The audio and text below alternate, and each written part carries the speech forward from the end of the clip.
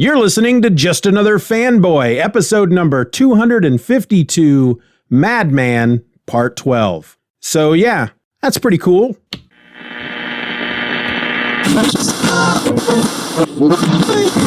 Boys and girls, your attention, please. Presenting a new exciting radio program featuring the thrilling adventures of an amazing and incredible personality.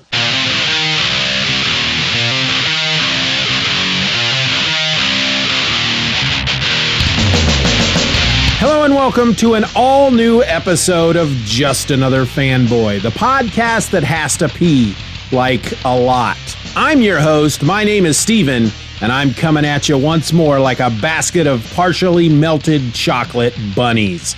And hey, considering that I figured that today might be a good day to get back to Madman, I think maybe we should do just that. And so, as I continue my read through one of my all-time most favorite comic books ever, let's talk about Madman Comics number 6. This features the first appearance of Frank Miller and Geof Darrow's character, the Big Guy. So let's talk about him for just a quick moment.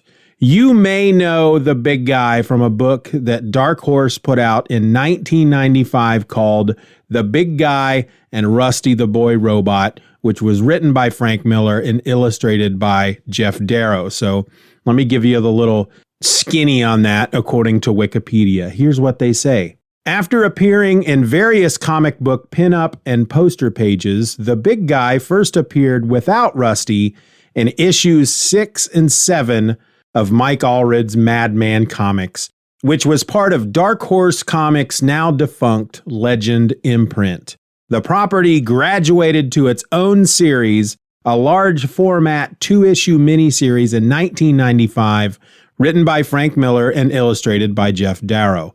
The story revolves around an attack on Tokyo by a giant reptilian creature that is originated in an experiment gone wrong, and the failure of newly commissioned Rusty the Boy Robot to stop the threat. Subsequently, Japan requested help from the U.S. Armed Forces, whose ultimate defense, the robot Big Guy, launches from his air carrier base and uses his awesome arsenal and good old-fashioned American know-how to save the day. Now, the Big Guy and Rusty the Boy Robot is available digitally, so maybe one day we'll talk about it here on the show. I do remember enjoying it back in the day. Rusty was kind of a play on the whole Astro Boy robot guy from, back in the day. But yeah, we'll see. I don't know. I'll have to buy it. And, I'm not always rolling in cash. Anyway, let's get to the main subject at hand. Madman Comics, issue number 6. This issue was published on March 1st, 1995. And the title of this issue is Big Guy A Go-Go. It was written by Mike Allred with Frank Miller providing dialogue for the Big Guy. It was, of course, drawn by Mike Allred. However, Geof Darrow did draw the Big Guy on the cover. We've got letters by Sean Cannot, and Laura Allred provided the colors. Now, the official description of this issue goes like this. Hang on to your hairpiece. It's Big Guy A Go-Go. Mike Allred introduces the latest addition to the Legend lineup in this thunderous 2-part story pitting Frank Miller and Geof Darrow's Big Guy against Snap City's super sensation, Madman.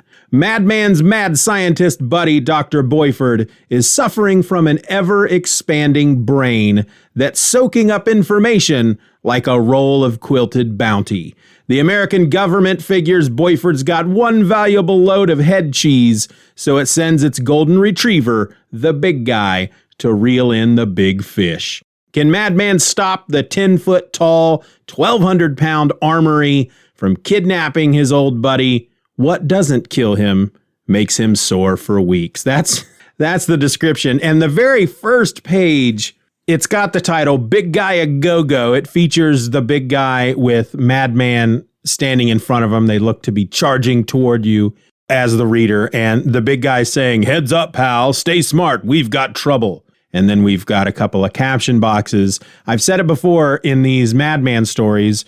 Madman himself, Frank Einstein, he narrates these stories, but it's typically like journal entries, but it's not like set up like a journal entry. It's not like Punisher War Journal installment, whatever, or Batman's crime book or whatever Batman called his thing. But he's saying here, a real true story, a real true hero. Yep, it happened to me. I haven't lied to you yet. So we take a little bit before we get to the big guy. This issue actually opens up as Frank and Joe and Dr. Flem are heading back home from the Wee Isles. If you remember the previous issue we talked about in Madman Part 11. In that issue, there was a guy there that like an otherworldly demon or other dimensional creature or something had sent to kill Frank. And Dr. Flem had brought along with them the android known as Astro Man, who is basically an android version of Frank, though he doesn't look anything like, he looks like a frickin' android. But he's got all of Frank's memories, or at least a brain scan of Frank that they had taken at one point and uploaded into Astro Man. And Astro Man doesn't want Frank to die, so he takes Frank's place. He steals his costume, knocks Frank out, steals his costume, goes to confront the dude that is out to kill Frank, and he gets his head blown off by this guy. And Frank, of course, comes in and stops the fella eventually. But Frank's costume is basically incinerated, everything except for the mask. And so they're in this their flying car thing. They're I don't know, some kind of skycraft, and Frank's just wearing regular clothes basically, but he's got his mask on, but he's extremely uncomfortable. I know we've talked about this in a previous episode, but Frank, he doesn't wear a costume because he's a superhero. He doesn't put on a costume and go out and fight crime. He does help people who need help. His main purpose in life, however, is just helping Dr. Flem with his experiments, and that often will get him into adventures, or just going through his day will get him into an adventure. But he wears this costume that has a big exclamation bolt on the front of it, and it's patterned after an old comic book hero of his, Mr. Excitement. Frank, if you remember, is dead. He died at one point and he was brought back to life, and he has no memory of his previous life, and he was named Frank Einstein by Dr. Boiffard. He's the guy that brought him back, and he named him after his two cultural and artistic and scientific heroes, Frank Sinatra and Albert Einstein. Well, there is something that Frank, like the one memory that he seems to have from his previous life is just this childhood feeling of loving this comic book character, Mr. Excitement. And when he wears a costume that's kind of patterned after that comic book hero, it makes him comfortable. He's not comfortable. He's got gray skin with stitches and he's basically Frankenstein. That's why they call him Frank Einstein. That's why that's there. But he is he's a very uncomfortable person socially, just being out amongst people. And a lot of that is due to the fact that he's not happy with the way he looks. He thinks he looks like a freak. And so he wears this costume, which literally covers him from practically the top of his head down to his fingers and toes. The only thing that you can see of him that is him is his hair coming out of the top of his costume. And so he's not liking the fact that all he has is this mask. He doesn't like wearing these other clothes. He can't wait to get back to Buzztown so that he can get his costume.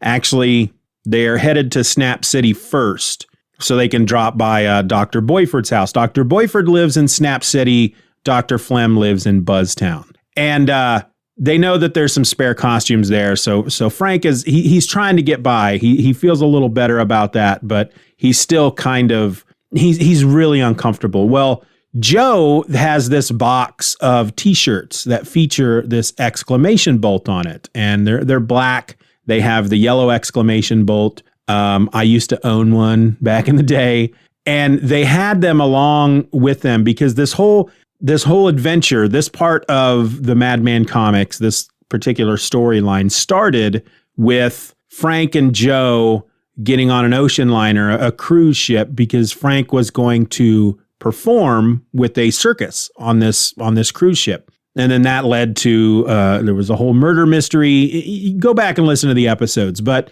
they had apparently brought along this box of t-shirts to sell at concessions. And so she gives him one. He puts it on and tucks it into his pants, and he feels a little better. He's not 100%, but he definitely feels a lot better with that exclamation bolt on his chest. So it's not totally that he feels uncomfortable with the way he looks. There's just something comforting about that symbol because it represents his childhood. It represents the only memory he seems to have of his life before he died. And it's a happy, contented memory. And so just wearing that symbol makes him feel a bit better. So Frank and Joe get dropped off in Snap City, where they have left the Magna car that they were driving at one point in an earlier issue. And Dr. Flem takes his skycraft back to Buzztown and says, all right, well, we'll see you there. And basically tells Frank that he can stay with him for as long as he needs. So they go heading over to Dr. Flem's place, but they notice outside of, Dr. Flem shared an office building with a detective agency that Joe worked for. She was a secretary for a couple of guys whose their first names are Dean and Mike, and one of them, his last name is Mattress. I can't remember what his name is, but Frank does not like either one of them at all, and he especially does not like Mattress. I think it might be Mike Mattress. That makes more sense in comic book terms, but both of these guys, especially Mattress, is kind of a jerk. I don't remember the last name of the other guy, and I don't remember if he's a jerk or not, but they both have glowing red eyes, which should be some kind of, that should set off some kind of an alarm bell at some point. But Frank just knows he has this ability.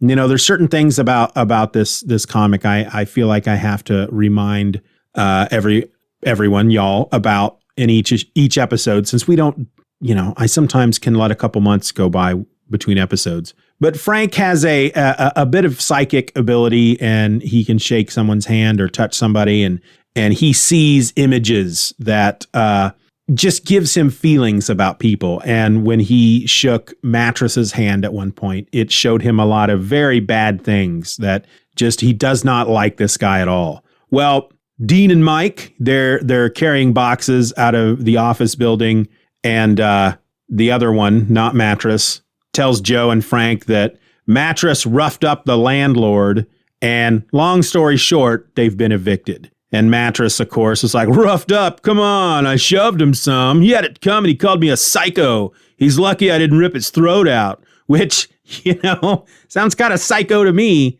And so Frank, who, in his t-shirt, he's wearing these slacks that he's got pulled up to his belly button, basically. I think he looks pretty cool.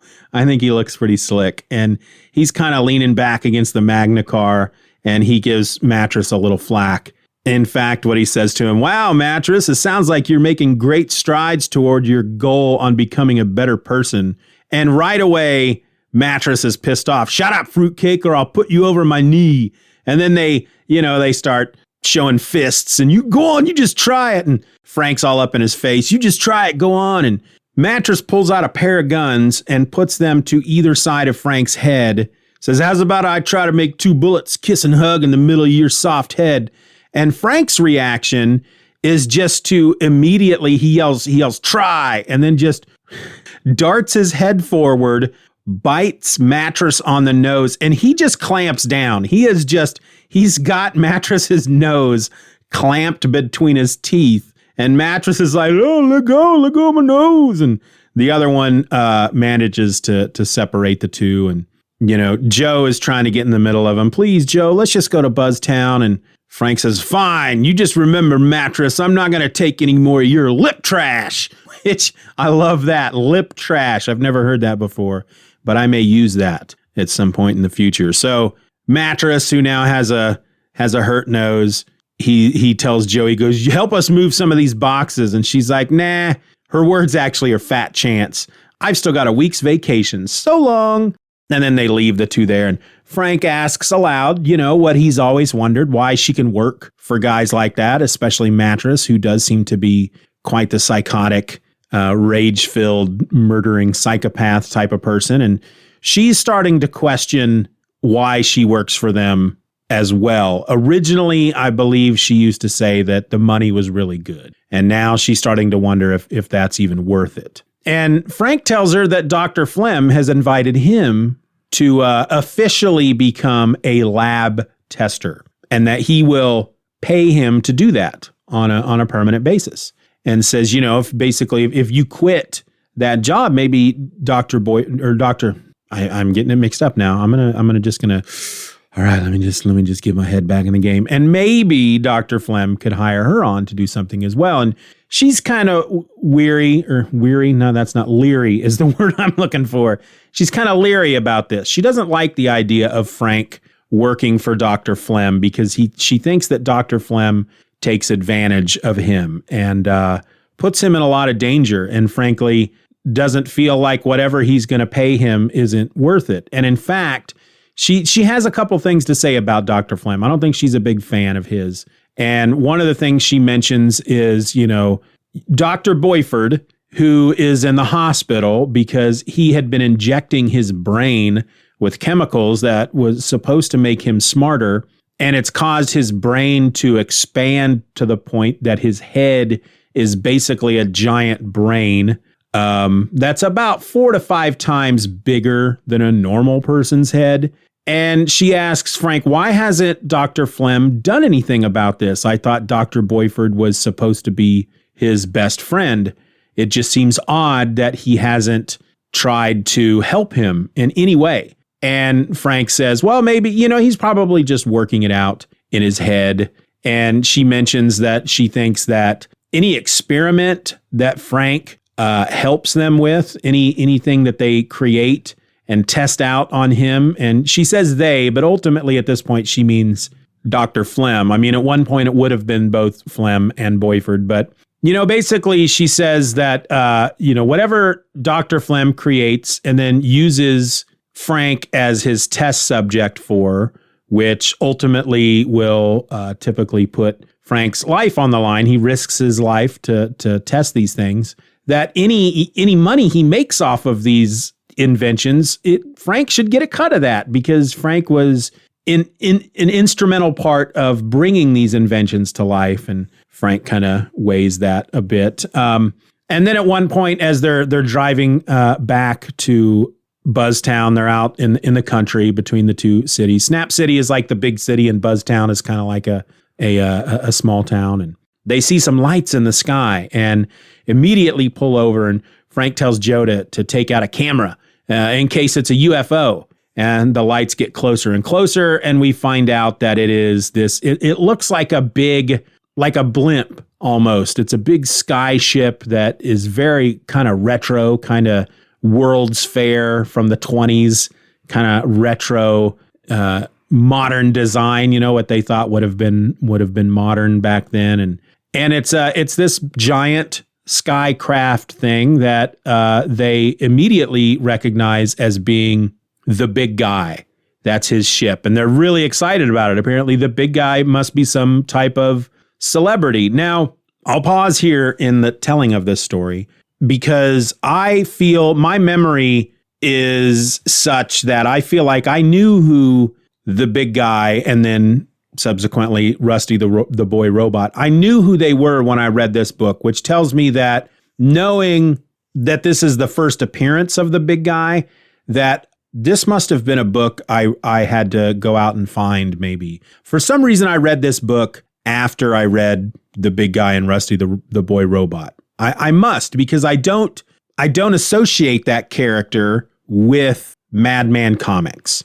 However, knowing that the character, even though the character appeared in various pinups and whatnot before this point, this is the character's first appearance in this issue and then the next issue. And I always associate the big guy with Rusty the Boy Robot. And I wouldn't have known who Rusty the Boy Robot was at this point if I had been reading this as it came out. So I must not. I feel like I was, but maybe, my memory is always that I discovered Madman when I pulled the first issue of Madman Comics out of a box of new comics when I was working at the comic book store. But maybe I ran into it while I was sorting back issues, and it made me very interested in checking it out. And then I had to go back and find some of these other back issues. And that's why I read this after being introduced to the big guy and Rusty the Boy Robot. But I don't know. Memory is a funny thing. Anyway, they see that the big guy's ship is heading back toward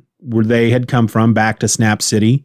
And they're wondering what he's doing in Snap City. And as they are looking back, they notice, but from back the way they came, there is a fire alongside the road. And so they zip back there to find out what's going on.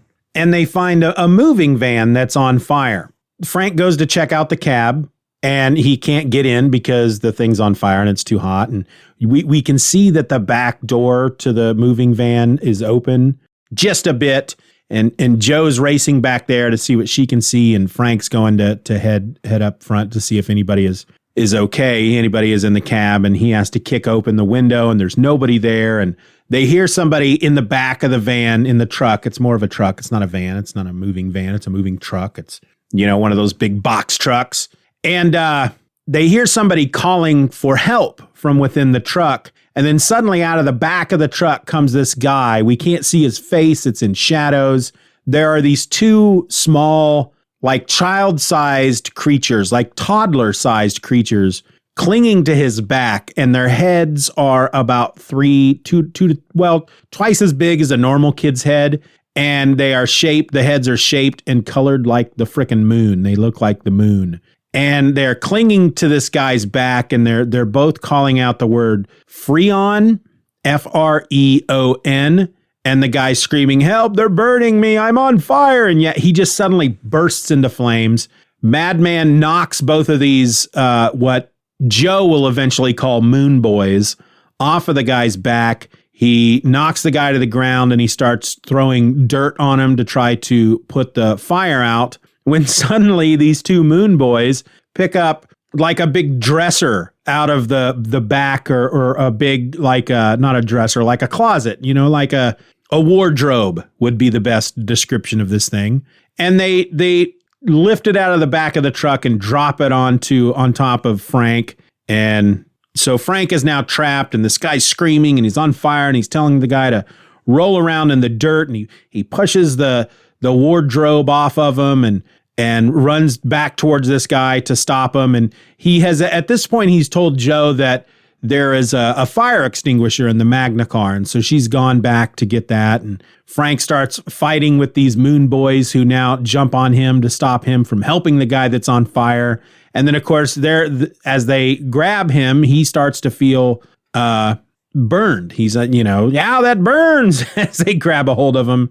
And before he can catch fire, he looks like he's starting to catch fire. Joe shows up with the fire extinguisher and squirts it at Frank and the two Moon Boys, and they fall off of him. You can tell that they don't like the fire extinguisher, and they're like cowering there before Joe, who's holding the fire extinguisher over them, and they're yelling out, "Freon, Freon!" And then suddenly, like a frickin' wormhole or something opens up in the sky, and the two of them just get sucked into it. And as they're being sucked away, they are speaking, and it's kind of partly English and partly not. It doesn't make a lot of sense. They say, "Ner-wing, N-E-H-R, wing, Ner-wing, dine, bon, freon, bye-bye." And then they're gone. Frank picks up the dude who is now no longer on fire, but he's completely covered head to toe in horrible burns. The way Allred draws him is he's just a black and red charred figure. You can't make out his face at all. So they load him in the Magna car and they head back to Snap City to take him into the hospital. And as they're doing this, we're getting some more of Frank's narration. And he explains that the Moon Boys, we do see them again at some point down the line. And he even mentions that this guy that they're taking to the hospital, he enters back into Frank's life at some point. But he says that's a different story for a different time. So when they get to the hospital, they find the big guy's ship parked outside. It's now 6:10 a.m. I don't know if I mentioned that this was all happening in darkness. So it must have been in the very early morning hours. It's now sunrise, 6:10 a.m. Frank carries this guy into the hospital, meets a doctor or an orderly or somebody or nurse standing there. And the guy says, "Come with me. We'll take him up in the elevator to the burn unit." And Frank says, "Any chance someone could snag me a wheelchair or something?" He's not light and he's getting kind of goopy, which sounds pretty gross. And then we skip to a little bit later. We find out that the guy is now stable, but the nurse or the doctor, it's a doctor. The doctor tells him that there's something odd about the man, that his skin is rapidly changing, almost healing via his intestinal tract. She says the best way to describe it, a vomitous material is replacing his seared flesh. And Mad Frank scratches his head and he goes, "Eh?" And she says his skin is turning into puke. And once she said that, I knew who this guy was. We will see him later, maybe issue 8, maybe issue 9. Anyway, Frank thinks that's gross and says, "Well, like I said, I don't really know the guy. I really must be going." And he decides while he's there, he's going to go check in on Dr. Boiffard. Even though they're not allowing visitors, he's just going to take a look. But when he gets to the ward where they're keeping Dr. Boiffard, it's supposed to be a secured ward, and he doesn't see any security around. Doors are wide open, and he finds that Dr. Boiffard is not in his room. And an orderly tells him that that Dr. Boiffard's no longer there. They released him to the big guy who had government authorization, and that they're probably out front by now. And so Frank runs to a window, and he can see the big guy carrying Dr. Boiffard out on some kind of like floating gurney. And as he's watching from the window, suddenly he is there. Literally, he says, "And then me. There was me. I didn't have a clue. First I see the big guy swiping Dr. B, big brain and all, then me, myself. Like some eerie form of wish fulfillment. One second I'm wishing I was down there to find out what was happening, and in a blink, there I was, like some freakily realistic movie show." So he is seeing himself he's now in costume. He's in the white costume with the black boots and the blue gloves or gray gloves, maybe. They're like a bluish gray, and the big red exclamation bolt on his chest, and he's holding his orange disc gun, and he's grappling with the big guy. And so Frank, seeing himself down there, tries to get down there quickly to find out what's going on, and he gets on the elevator. And again, we get a bit of narration. Because this is coming from a journal, we often are privy to some of his innermost thoughts. And even though the action of the book is he is in desperate hurry to get downstairs, the narration says, "I've always liked elevators, a magic room, doors open and you're always somewhere else. Just not fast enough." Well, the doors finally open and he runs outside wearing his chinos. Is that what you'd call these kind of pants? I don't know. They're like a tan slacks. Again, I think he looks very groovy in his short sleeve shirt and his slacks belted up to his belly button. But as he arrives outside, the big guy is flying away and he's too late. But then Dr. Flem comes walking up. Frank says, "Dr. Flem, what are you doing here? Do you know what's going on?" He took Dr. Boiffard. Flem doesn't know what's going on. He doesn't know why the big guy took Dr. Boiffard, but he says, "We may be able to find out. Hurry, get to Buzztown," and then provides him with some explanation. We don't see that. We see Frank and Joe back in the Magna car heading back to Buzztown, or heading to Buzztown, and his narration saying that Dr. Flem quickly explained what happened. And so then when they get to Buzztown, there's Dr. Flem in the house. And we learn very quickly that this was all due to time travel. Frank, immediately upon entering Dr. Flem's home, says he needs a huge favor. They need to use his time rocket, which we saw in the second Madman series, which took Madman back to, took Frank back to prehistoric times. And Dr. Flem says, nope, you can't borrow it. I was actually going to destroy it today. We can't be messing with the timeline anymore. And I think we actually saw a bit of it in the first issue of this third series, Madman Comics. I think they used it to go back in time and build Dr. Flem's lab under his house. But anyway, Frank explains to him, look, a version of you from the future visited me in Snap City and told me that I need to do this because a future me was already in Snap City. And he explains that the what he saw in Snap City was a future version of himself. And Dr. Flem says, oh, so we're in a time loop. All right, so I really don't have any choice. And they jump in the time car, the time rocket. There's a really funny moment, though. If you remember, there was a character that was introduced early on in this third series named Mott from the planet Hoople. He is an alien, and he's just kind of a nice guy. And he's down in the lab with Gale, Dr. Gale, who is always in bandages because she was tattooed all over her body against her will. And she tried to design something that would take the tattoos away, and it made her completely invisible, except for the tattoos. Anyway, Mott's down there as they rush down to get into the time rocket, and Mott's like, hey guys, how you doing? And Frank just says, hey, gotta go, and runs off with Dr. Flem. And Mott says, what gives? And Joe tells him, it's a long story, let me tell you. And so Frank and Dr. Flem, because Dr. Flem has to go with him because he has to be there to tell the other version of Frank that it's a time loop and he has to go to Buzztown and get the time rocket and all that. But they get to the hospital, they go back to 7 a.m. and we see Frank now in his costume attacking the big guy, who is basically, he says, where are you taking him? And the big guy says, that's classified, son. Frank says, hold on there, big fella. That's my friend you're toting off. To which the big guy's reply is, he won't be hurt. This is all for his own good. And then that's when they start fighting.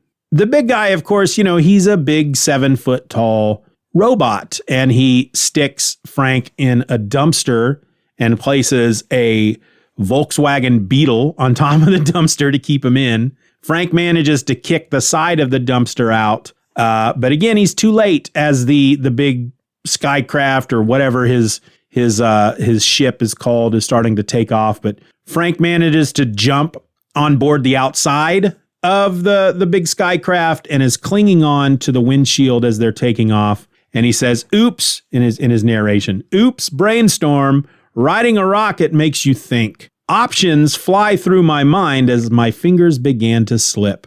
It occurred to me, maybe I should have caught one more time trip with Dr. Flem slightly earlier. Then maybe I could have snuck inside the cargo hold. Oh well. And as he's about to slip free, the big guy opens up the window, reaches out, and he grabs a hold of Frank's arm. We're assuming to pull him in. And then that's when the issue ends. Again, I say this every single episode. I love this book so much. There's so many things about this book, little things and big things, just all this little and big stuff that come together to make these stories just so wonderful to read and to look at, because again, they're beautiful. I love the artwork. There's a small moment when Frank is looking out the window and he sees himself fighting the big guy, and he starts rubbing his eyes, and then he shakes his head back and forth like to clear the cobwebs from his brain. He can't believe what he's seeing. And there's a little bit of noise effects written in that says wubba wubba, which is the sound of him shaking his head back and forth, wubba wubba. And again, the look of Frank in his short sleeve t-shirt and slightly baggy, pulled up to the belly button slacks. He just looks really slick. There's just this look, this feel in this book that kind of like the big guy and his ship looks as if it was designed in the 20s. This pop art, modern, this is what we think everything will look like in the future. In the 90s, back in the 20s, this is what we think everything's going to look like in the future. And yet that's just part of it. It's not, everything isn't like that. I mean, everything, of course, cars look like cars. Regular, the moving truck, for example, looked like a moving truck. It didn't look like the type of moving truck that somebody in the 20s would have designed as a moving truck from the 90s. But for example, the style of Frank, the way he looks in this t-shirt with these pants, he looks like somebody from the 20s, 30s, 50s, 60s, wearing a like they're in their suit, but they took their suit jacket and their dress up shirt, their button up shirt, they took it off. So they're just wearing their t-shirt and their suit pants and their dress shoes, because his t-shirt it's not baggy. It's not a loose fitting t-shirt. It clings to him kind of tight like an undershirt would. And I don't know. I love the look of this. I love the little moments. I always love Frank's thoughts throughout the book, the things that he thinks about, and his relationship with Joe. I talk about that all the time too. I just love the two of them. They're such a great couple. I love that she really looks out for him. She's concerned about the fact that he's kind of hitched his sleigh to Dr. Flem, who she doesn't feel like Dr. Flem has Frank's best interests in his heart. Is that, I'm not sure the phrase. I had the phrase in my brain. In mind, his best interests in mind. Yeah, that's the phrase I'm looking for. She just, she's very protective of Frank because she loves him, and she doesn't want anything bad to happen to him. And she just does not know. She doesn't feel like she can trust Dr. Flem, and she feels that Dr. Flem has only his own interests in mind. And to Dr. Flem, Frank is just a tool to get what he wants in the end. Now, I don't know that I necessarily feel that way about Dr. Flem. I think Dr. Flem is your typical mad scientist type. He's like a Reed Richards type who maybe is just so into his own brain and his own thoughts. He's probably on the spectrum and doesn't think about other people's feelings all that much, not on purpose. And that when he does, once he realizes, because I feel like there have been moments where we see Dr. Flem as a good man, and that I think he's just absent-minded. But Joe doesn't like it because she doesn't want her man to get hurt because she loves him. And Frank feels the same thing about her. And I just love that about the two of them. They're partners in every way, and I love it. The debut of the big guy, he's not in this issue very much, but I do rather like the character from this introduction. He's obviously just a machine, apparently, AI, artificially intelligent. I don't know if there's somebody inside it controlling him. He's got an antenna that sticks out the top of his head, and the way his head is shaped, it almost looks like he's wearing a hard hat, like a construction worker would wear, because it's got a little visor on it. But he's got an antenna coming out of the top of his head that every time he speaks, little lightning bolts kind of come out of the top of the antenna. So I don't know if this is a robot. I don't remember. I honestly don't remember if he's a robot or if he's got somebody inside him controlling him like Iron Man, or if there's somebody sitting somewhere else controlling him. I don't know, but I do like the character. He's very much your typical, seems to be, American soldier who's just out doing the job that he's been asked to do by the American government. He refers to Madman at one point as son, kind of like Captain America would do. There's a moment, because when Frank's kind of grappling with him, the big guy says, "No, I'm sure you don't mean any harm, son, and neither do I, but you've got to back off and let me do my job." And then as he's leaving, he stuffs Frank into the dumpster and he's telling him, "I won't report you. I'm sure you meant well, but the security of the nation is at stake." And then as he's starting up the engine on his Skycraft thing, he says, Hope that boy didn't hurt himself. He didn't seem like a bad sort. He's just, there's something about him I like. I automatically like this guy, the big guy. He's not here to hurt anybody. He's doing a job. He's doing what he feels needs to be done. And he's not doing it in any way that would endanger anybody else, or at least he's trying not to. Really good first part of what looks to be a fun 2-part adventure. The cover to the second issue, to me, I haven't looked it up, but it looks like it was completely done by Geof Darrow, and it looks freaking crazy amazing. So I'm really looking forward to reading that book. I'm not gonna right away. I'm gonna wait until it's time to do another episode. But again, I'm gonna say this again. I say this every time. Are you reading along? Do you like Madman? Are you reading them at the pace that I am? Reading the issue and then listening to the episode? Are you saving? Maybe you're listening to this episode 2 years from now and you've saved up all the episodes. You've been skipping them as I've recorded them, and you're waiting until I'm done so that you can go in and binge them all as you read the books. But either way, I would like to hear from you. justanotherfanboy@gmail.com. Are you reading Madman? Are you enjoying it? How did you get into Madman? Are you reading it because of my episodes? And have I disappointed you completely? Or have you been a big fan like I have since the 90s? Let me know, justanotherfanboy@gmail.com. You can also go over to the forums.justanotherfanboy.com. There will be a thread for this episode. You can, a talkback thread. You can leave your thoughts there as well. Heck, if you wanted to get out your old phone and make a little voice memo type thing, record your thoughts and email them to me at justanotherfanboy@gmail.com. You can do that as well. I'm going to play that kind of stuff on the show.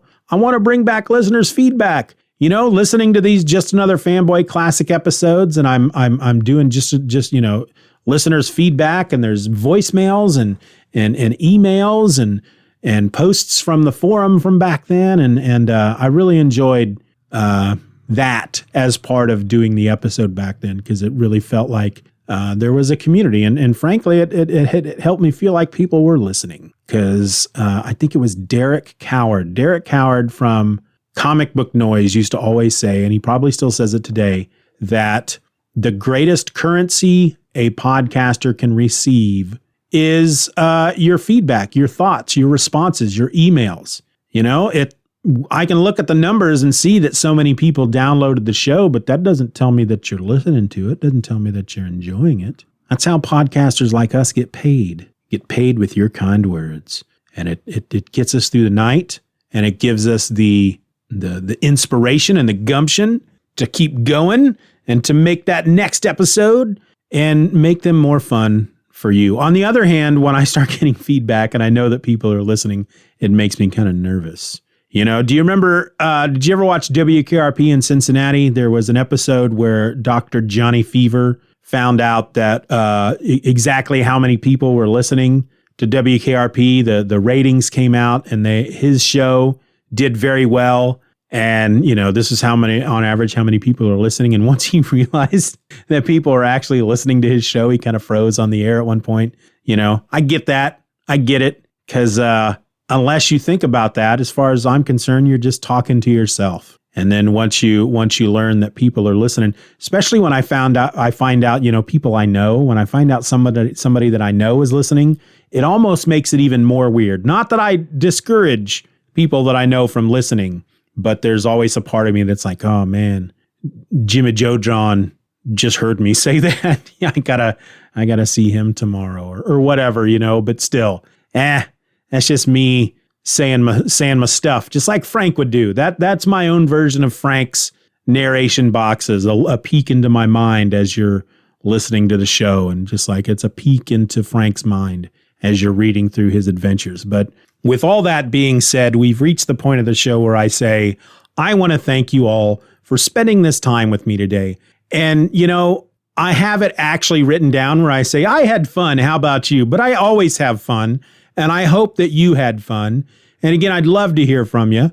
Send your thoughts to justanotherfanboy@gmail.com and tell me what you thought of this particular episode right here.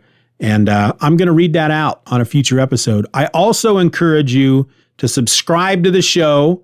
Whatever podcasting app you're using to listen to the show, subscribe. That way you don't miss an episode. You can even leave us a 5-star review if your podcasting app allows you to do that. And really, honestly, when I talk about never missing an episode, if you truly don't ever want to miss an episode, then you should subscribe to my newsletter. It's called Steven Says Stuff, and you can find it over at justanotherfanboys.substack.com.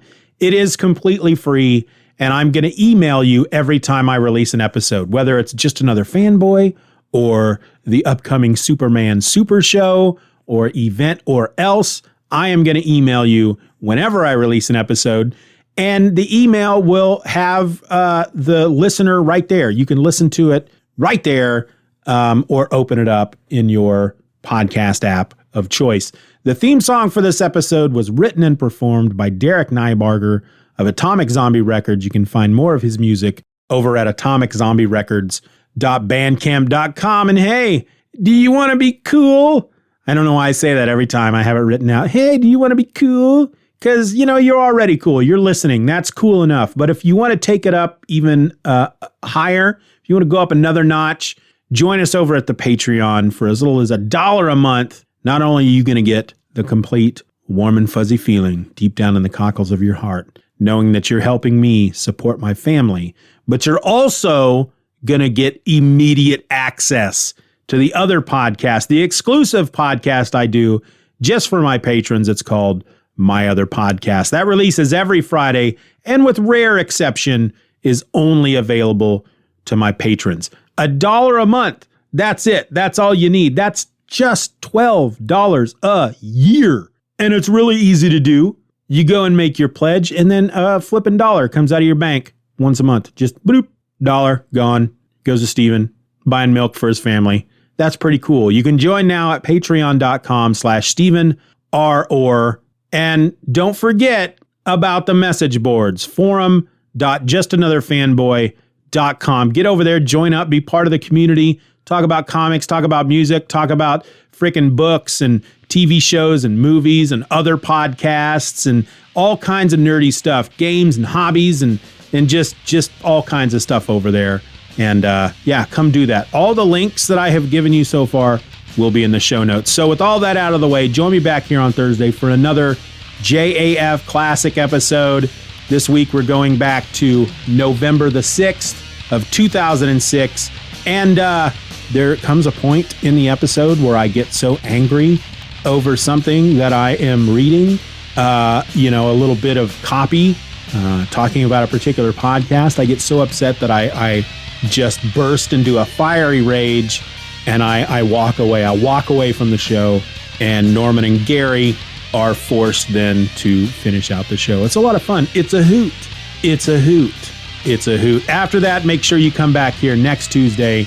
And I don't know what I'm going to be talking about next Tuesday, but it's probably going to be a lot of fun. Until then, my name is Steven, and I'm just another fanboy. Be nice to each other, folks. Be nice. Be nice to each other. That's something that you can do, and I can do, and it will make the world a better place. Bye. Bye-bye, Daddy. Bye-bye, Daddy. Good job.